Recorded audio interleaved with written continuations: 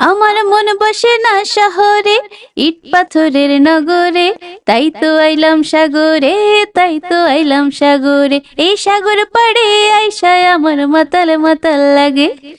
আসসালামু আলাইকুম, hello everyone, সবাই কেমন আছেন?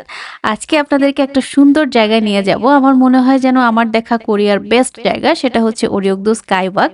ওরিয়কদু স্কাইওয়াক যাওয়ার আগে কিন্তু দুপুরবেলা আমরা আরেকটা সুন্দর জায়গায় গিয়েছিলাম, আর ওইটা হচ্ছে বুসান জিও পার্কের পাশেই। তো ওই জায়গাটা দেখে এত সুন্দর লাগছিল, সামনে একদম খোলা সমুদ্র আর মাথার উপরে খোলা আকাশ। সমুদ্র ওইখানে দেখছিলাম যে অনেকগুলো বোট, কিন্তু যদিও ওইখানে মানুষের বোটে ওঠার মতো কোনো ব্যবস্থা ছিল না। যদি থাকতো তাহলে আমি কিন্তু অবশ্যই উঠতাম, কারণ সোকজোতে গিয়ে কিন্তু আমরা এরকম খোলা বোটে উঠে তারপর ওইখান থেকে মাছ ধরেছিলাম। ওইখানে এরকম অ্যারেঞ্জমেন্ট ছিল। তো এখানেও খুঁজছিলাম, কিন্তু আসলে এখানে ওইভাবে পাইনি। তো যাই হোক, আরেকটু সামনে গিয়ে দেখি যে এরকম সুন্দর একটা জায়গা, একদম পাথর বিছানো ছিল আর সামনে হচ্ছে সমুদ্র। তো এখানে অনেকক্ষণ বসে সময় কাটালাম। এই জায়গাটা এত ভালো লাগছিল, আমার মনে হচ্ছিল যেন সেই শৈশবে ফিরে গিয়েছি, আর এখান থেকে আমার একদম ফিরেই যেতে ইচ্ছে করছিল না।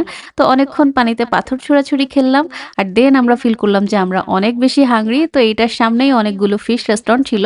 তো ওইখানে গিয়ে খাওয়া দাওয়া করলাম। মেনু দেখে বুঝাই যাচ্ছিল না যে আসলে কিভাবে অর্ডার করব। তো বলল যে এটা দুজনের। দেন আমরা বললাম যে ঠিক আছে, তাহলে তিনজনের জন্য সার্ভ করে দেন। তো এত পরিমাণে খাবার দিল, আমরা ফিশ খেয়েছি। তো এটা আসলে চারজনের জন্য ছিল, আমাদের তিনজনের পক্ষে এটা খেয়ে শেষ করা সম্ভব হয় না। যদি রাক্ষস না হয় তাহলে আমার মনে হয় এত খাবার খাওয়া সম্ভব না।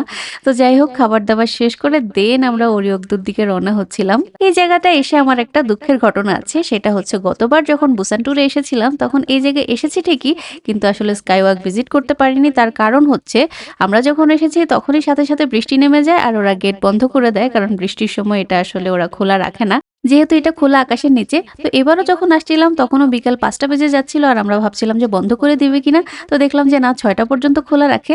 আর একটা আশ্চর্য বিষয় হচ্ছে, এইবারও কিন্তু আমরা যখন আসছিলাম তখনও বৃষ্টি বৃষ্টি ভাব ছিল, পুরা আকাশ মেঘলা ছিল, যে একটু পরেই বৃষ্টি নামবে এরকম একটা অবস্থা। আপনারা কিন্তু পরিবেশ দেখেই বুঝতে পারছেন, একদমই ক্লাউডি। তো ওরিয়কদোর সামনে যে পার্কিংটা আছে ওইখানে কোনো পার্কিং ছিল না, যেহেতু হলিডে সিজন। তো অনেক অনেক মানুষ ছিল, আর আজকে যেহেতু পরিবেশটা অনেক সুন্দর, যার কারণে অনেক বেশি ভিজিটার্স ছিল।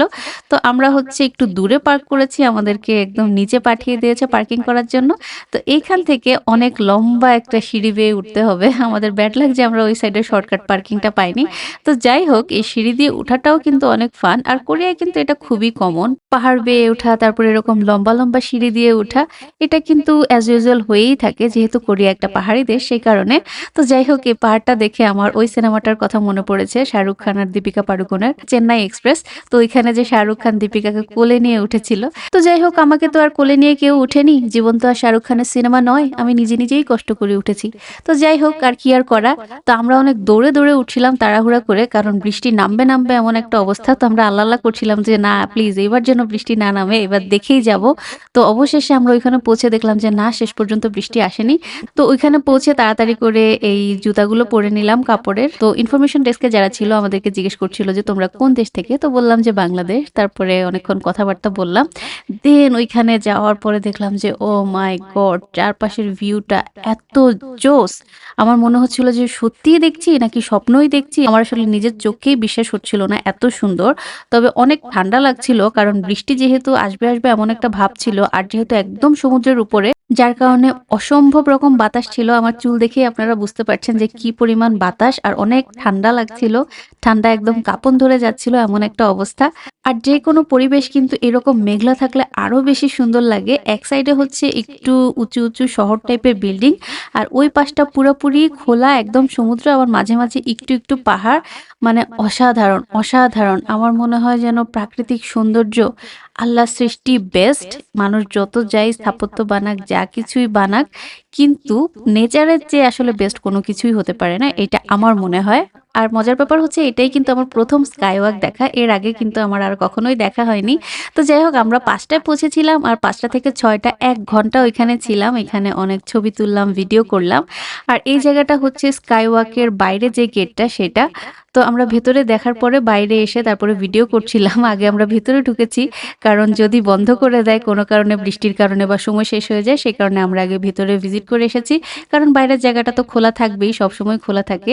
তো এই জায়গাটা এত বড় প্রশস্ত, এখানে দাঁড়ালেই মনটা ভালো হয়ে যায়। তো সব শেষে আমরা এখানে অনেক ভিডিও টিডিও নিচ্ছিলাম, আর আমাদের ভিডিও নেওয়া শেষ হয়েছে, আর এই সময় বৃষ্টিও নামছে, আর ঠিক তখনই গেট বন্ধ করারও সময় এসেছে। ওদের 6টা বেজে গিয়েছে, ওরা বন্ধ করে দিচ্ছিল, আর আমরা বের হয়ে আসলাম, আর ঠিক সাথে সাথে গেটটাও বন্ধ করে দিল। মানে আমাদেরও দেখা শেষ আর ওদেরও সময় শেষ।